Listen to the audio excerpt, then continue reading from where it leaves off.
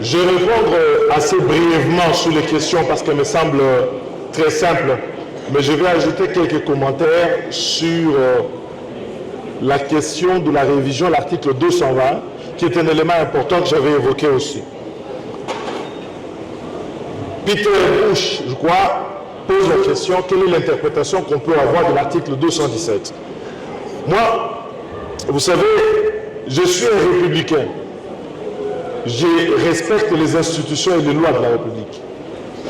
On peut avoir des divergences. Le doyen Mampouya, qui est notre aîné ici, a dit, il ne peut pas citer les noms.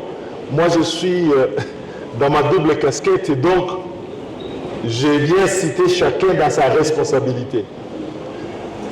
Le président de la République, je n'ai pas voté pour lui. Il n'est pas de mon bord politique. Je ne partage pas son opinion. Mais il reste le président du Congo. Et je voudrais prendre pied sur ce que le professeur Mampouya a dit. Un chef de l'État est supposé être entouré de plus grandes compétences du pays en matière de droit. Et lorsqu'il parle, parce qu'il représente la nation, je suis toujours dans la Constitution, quelque part ceux qui nous regardent pensent que ce qu'il dit représente la nation congolaise.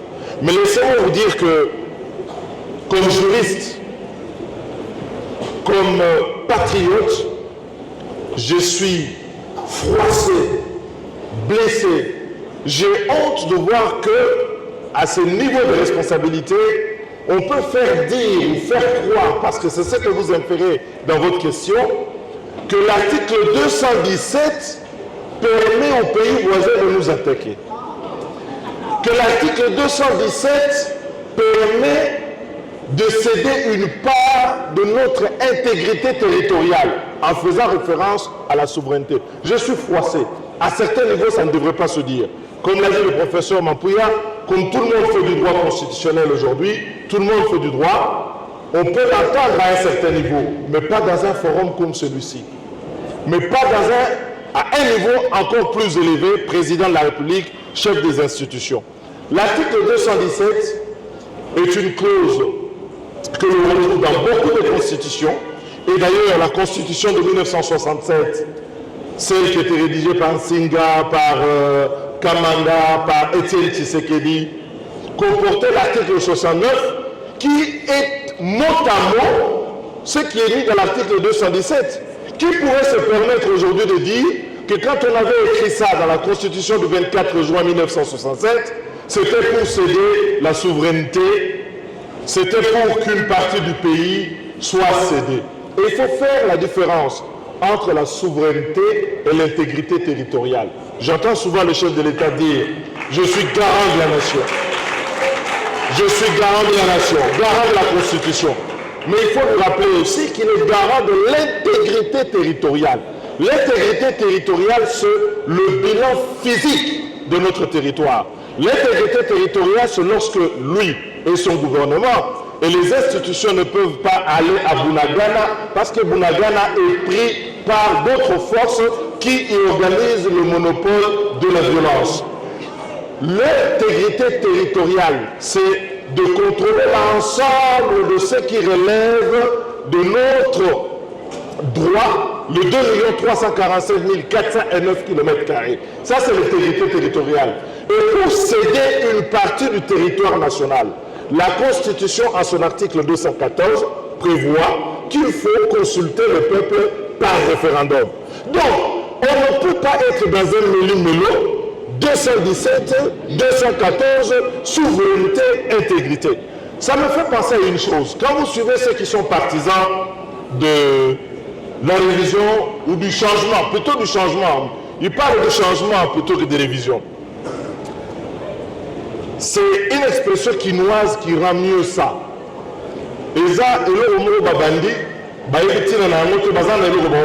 C'est le deuxième, redonner le mandat éternel au président de la République. Mais maintenant, pour justifier, et comme il est c'est-à-dire qu'on lance le 217 et Simbité, donc il y a article 5, sur les Simbité, article 9, après Simbité et comme entité territoriale décentralisée. Tous ces points-là, quand vous le regardez un à un, il n'y a pas matière à révision. Je vais prendre par exemple le cas que l'on vient d'évoquer. Les gouverneurs de province, et j'étais président de la PAJ à l'époque, je me suis opposé à ce que, avec le ministre Kaloumé d'ailleurs, qui était de cette opinion, que le gouverneur de province soit le représentant de l'État en province. Mais cette matière, elle n'est pas constitutionnelle, elle est légale.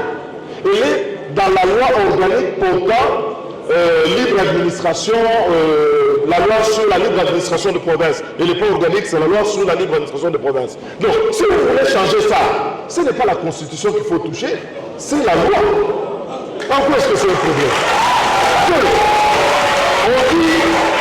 On dit les entités décentralisées. Les entités décentralisées. Mais tout le monde le sait ici parce qu'on est entre juristes. Les entités décentralisées. Quand je dis qu'il faut porter la décentralisation au niveau du territoire, on peut le faire, mais cela agrandit. Parce qu'avoir des entités qui n'ont pas une puissance fiscale, une autonomie fiscale capable d'assumer leurs responsabilités et les appeler à se regrouper dans le cadre du territoire dans lequel ils sont insérés, c'est comme ce qui se fait dans d'autres droits, l'intercommunalité, ainsi de suite. Ce n'est pas touché à l'article 220 parce que ceci accroît l'effectivité de la mise en œuvre de la décentralisation qui par ailleurs est régie dans le cadre de la loi organique. L'impunité, je parlais tout à l'heure de la question de la discipline, de manque de discipline. Mais moi je suis étonné.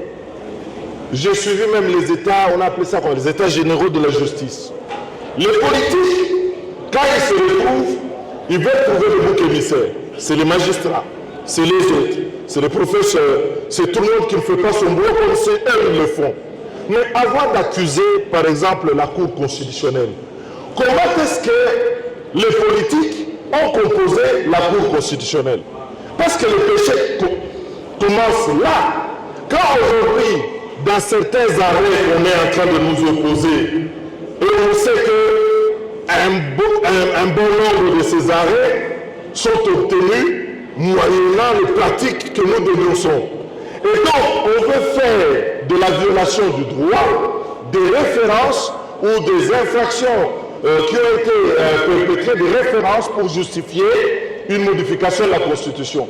La Cour constitutionnelle, je l'ai dit, aussi bien sous Joseph Kabila que sous Félix Tshisekedi, a été composée irrégulièrement. Mais qu'est-ce que vous attendez d'une telle Cour pour qu'elle soit garante de l'ordre établi, de l'ordre constitutionnel de la légalité? L'investiture du gouverneur par le président de la République. Mais tous ceux qui ont fait le droit administratif le savent. La compétence du président de la République en la matière est une compétence liée. Est une compétence qui ne crée pas de droits supplémentaires. On ne peut pas dire parce que le président a le pouvoir de signer l'ordonnance d'investiture que cela lui confère des droits parallèles. Non. L'ordonnance d'investiture astreint le chef de l'État à un contrôle de la régularité, de la légalité de ce qui a été fait. Et puis, il signe l'ordonnance, ça ne doit pas lui donner plus de droits. Comme le professeur Mampouya et comme le prof Chilumbaï, j'ai été à l'Assemblée nationale contre le fait qu'on donne au président le droit de devoir révoquer ou démettre les gouverneurs. Mais ça, c'est la forfaiture de la classe politique. Parce que quand ils sont à l'Assemblée nationale, ils ne respectent plus ni la loi, ni la Constitution. Et ce n'est pas la faute de la Constitution, c'est la défaillance de ces gouvernants. Donc, ce que je vais rappeler ici, c'est que le respect de la loi doit être observé par tout le monde et à tous les niveaux. Enfin, il y a la question de Mme Arlette. Vous me dites l'inopportunité de changer la Constitution tant que l'homme n'a pas changé. Et vous avez raison, et c'est ce que j'ai dit. Vous pouvez vous donner les meilleures constitutions, vous pouvez changer autant de constitutions que vous voulez. Mais si dans votre esprit, c'est que quand vous êtes autorité, vous êtes dispensé du respect de la loi, ça ne marchera pas. Je vais vous donner l'exemple de la Constitution américaine. On a posé la question ici, quelle est la Constitution qui interdit tout changement? Mais notre Constitution, avec l'article 220, nous sommes rentrés dans un régime de constitution rigide où les révisions et les changements, comme ils veulent l'envisager, sont fermés. La Constitution américaine, c'est 7 articles, n'est-ce pas? Il n'y a que l'article 5 qui renvoie à sa propre modification. Depuis que cette Constitution existe depuis 200 ans, il y a eu, je crois, 27 amendements. Et cette Constitution n'a pas bougé. Pourquoi? Parce que tous les amendements qui viennent ajoutent à la base. Et l'autre base, ici, de cette Constitution de 2018, c'est l'article 220. Les condensés de nos luttes, les condensés de nos combats, mais aussi le combat contre la part noire que nous avons dans nos habitudes. Parce que nous savons que le pouvoir corrompt, et il corrompt absolument.